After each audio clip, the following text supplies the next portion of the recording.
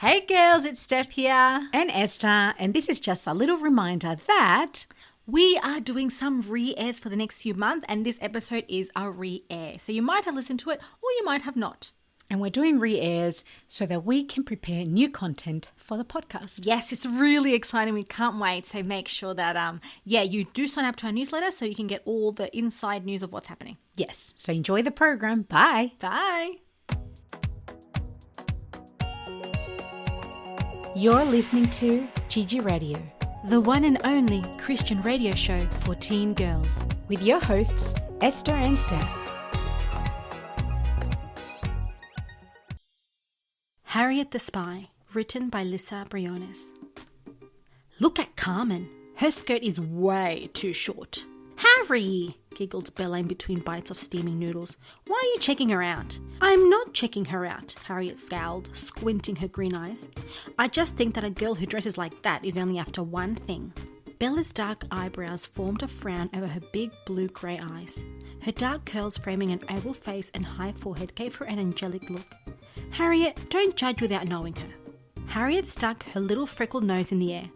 How can I know her when she's too busy catching all the boys? Harriet pulled her short copper red hair into a ponytail. She slurped the rest of her orange juice, then tossed the bottle in the bin. The school principal, Mr. Snowden, walked past. Hi, Mr. Snowden, Carmen said, smiling sweetly, tossing her long dark hair and flashing a row of perfectly pearly teeth. Mr. Snowden smiled back. Ah, one of our star students. I'm going to show her, whispered Harriet, teeth clenched. Harry, you're wrong, laughed Bella as she smudged on some lip gloss. Look at how serious you are when you frown. She held her compact mirror in front of Harriet's face. Harriet turned the colour of a tomato with anger. If you don't believe me, then you're not my friend. Maybe you'll find your face on my Facebook expose. What Facebook expose? Bella laughed. I'm tired of all the popular and the teacher's pets people who think they're so great. I'm going to show everyone how fake they are. Harriet stole a glance at Adrian, who was playing soccer in the back oval. I mean, look at him. He does have surfy hair and big white teeth. And a tan and hot muscles, Bella chimed in.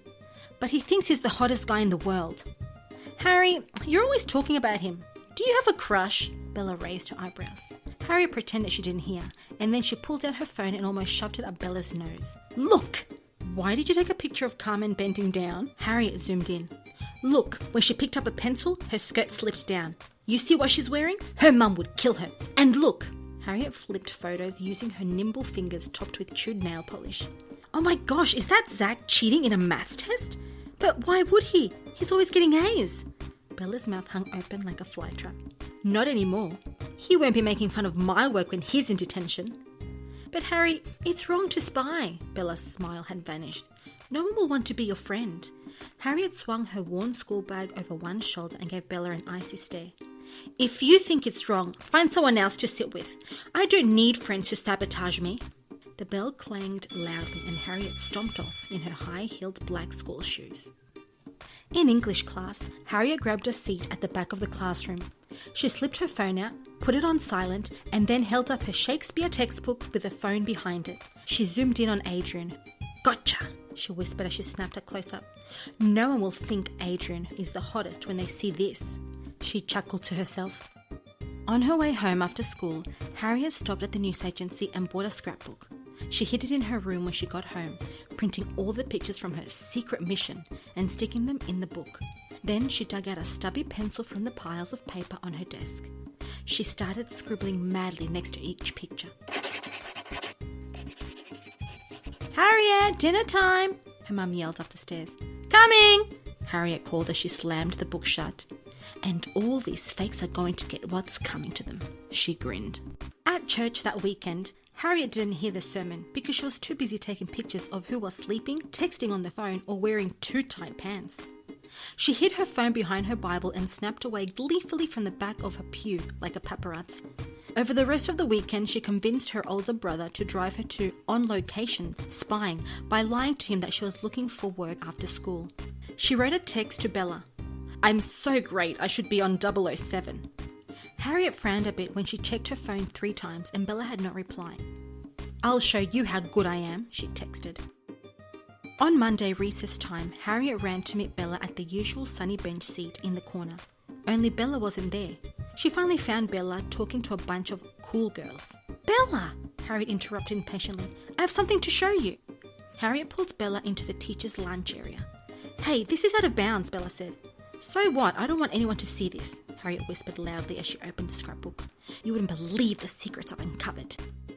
Tom's parents think he's going to after-school English tutoring, but I have pictures of him working at Macca's. Here he is, serving a Happy Meal. He won't be so happy when his parents see this. And look, I got my brother Brad to drive him to Maria's after-school job. She's secretly working as a model. What a show-off. She must have forged the application, because her mum would be horrified. She's wearing a ton of makeup. That job is so wrong." "Harriet, you're not jealous of her, are you?" Bella interjected. Harriet ignored her remark and continued. "I got a photo of Carmen holding hands with Brad after her parents had already told her no more dating, or she'd be grounded. And look, Tina and Andrea wore really tight pants to church on the weekend. It's disgusting. I mean, you can see every crevice." Bella held up her hand. "I've heard enough, Harriet. I decided to ask Carmen instead of judging her, and I found out something. Her family doesn't have enough money, so she wears hand-me-downs from her sister. A lot of her clothes are too small. That's why her skirt looks way too short. Her parents are fighting a lot, and she uses her boyfriend as an escape after school. That way she can hang out without hearing that constant yelling. Did you see the girls I was just talking to now? I'm organising for everyone to give Carmen some nice clothes that fit properly. I also invited her to hang out with me after school, so she doesn't have to go to her boyfriend's house all the time." "So what about me? I can't visit your house anymore?" pouted Harriet. "Of course you can, but I don't want to hang out with her." "You don't get it, do you, Harry?" Bella said, her eyes flashing with anger. "You are judging her. You don't understand what she's going through." Harriet stomped her foot and her small ponytail bobbed. "No, you don't get it. How could you feel sorry for her instead of me? If you're not my friend, you can be part of my Facebook expose too." Bella snapped. "Harry, if all you're going to do is be looking at what people are doing wrong, then I can't trust you anyway. Friendships are built on trust. How could I trust you with my secrets? I don't want a friend who's always looking for something to criticize." "You'll be sorry, Bella." Harriet sat in the back of all her classes, hoping to catch Bella doing something wrong. Finally, in science, she saw Bella writing a note when she was supposed to be listening to the teacher. Harriet got her phone out, put it behind her biology textbook and leaned back in her seat, lifting her book up in the air and stretching it as far as she could to zoom in so she could see what Bella was writing. Suddenly, Harriet's chair tipped and her arms started flapping in circles. She looked like a crazy Dutch windmill trying to win a gold medal in swimming. "Whoa!" she yelled as she wobbled, arms spinning in circles as she tried to catch the edge of her desk. Her book dropped with a thud and her phone went zooming through the air like a guided missile, hitting the floor and skidding to a stop right at the feet of Adrian.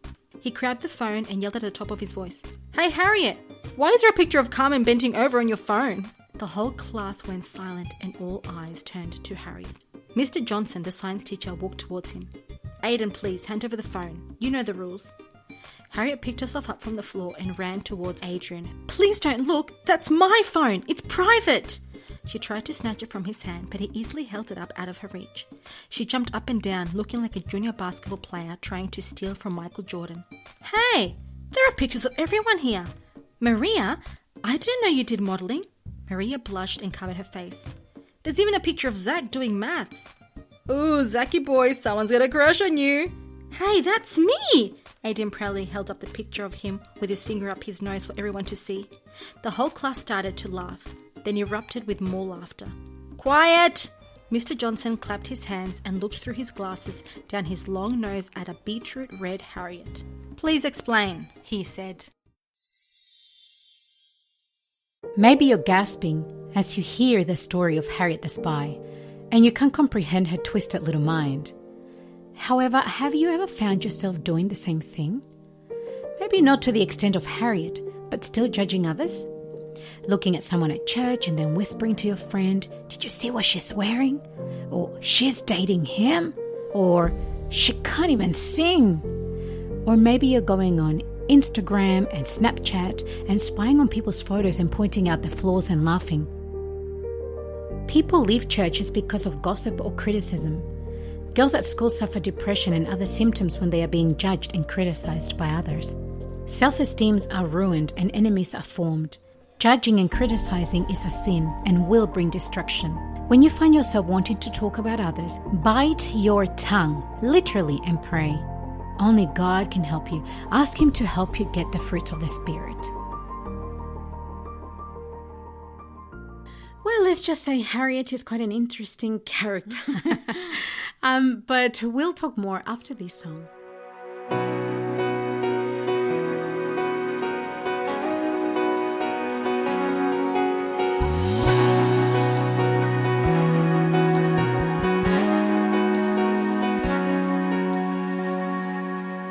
Who am I that the Lord of all the earth would care to know my name, would care to feel my hurt? Who am I that the bright and morning star would choose to light the way for my ever-wandering heart? Well, not because of who I am, but because of what you've done. Not because of what I've done, but because of who you are. I am a flower quickly fading, here today and gone tomorrow, a wave tossed in the ocean, vapor in the wind. Still you hear me when I'm calling, Lord, you catch me when I'm falling, and you've told me who I am. I am yours. I am yours.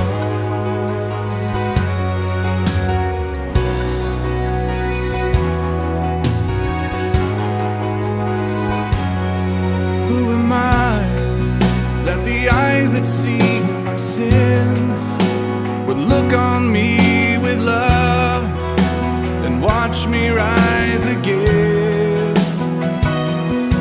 Who am I that the voice that calmed the sea would call out through the rain and calm the storm in me? Not because of who I am, but because of what you've done. Not because of what I've done, but because of who you are. I am a flower quickly fading, here today and gone tomorrow, a wave tossed in the ocean, a vapor in the wind. Still you hear me when I'm calling, Lord, you catch me when I'm falling.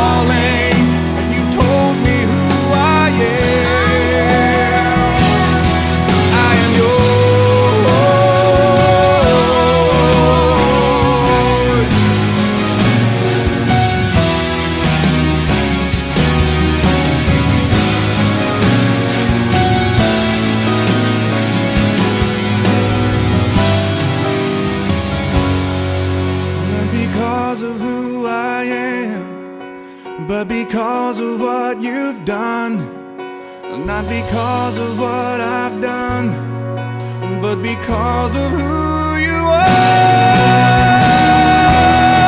I am a flower quickly fading, here today and gone tomorrow, a wave tossed in the ocean, a vapor in the wind. Still you hear me when I'm calling, Lord, you catch me when I'm falling. You told me who I am. I am yours.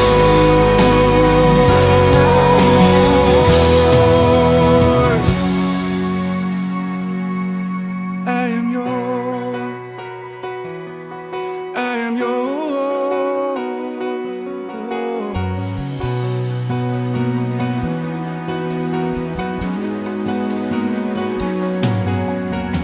Whom shall I fear? Whom shall I fear?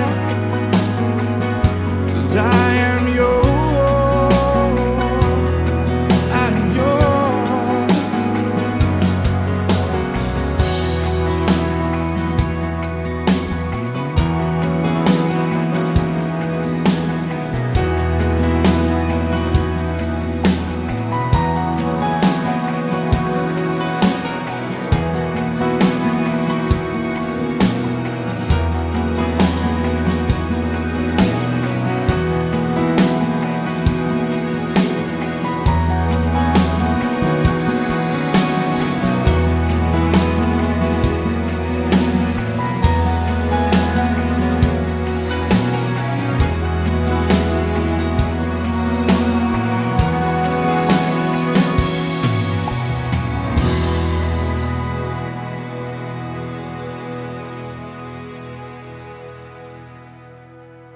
And that was Casting Crowns, Who Am I? Okay, girls, we hope you have an amazing weekend and may you feel God's peace with you and His presence and you enjoy some restful and downtime. Let's get ready for prayer.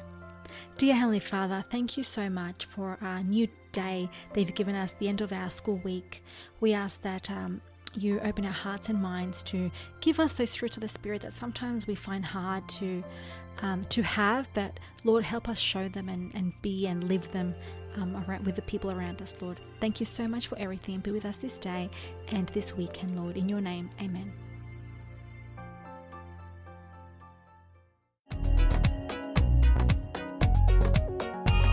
This has been GIGI Radio signing out.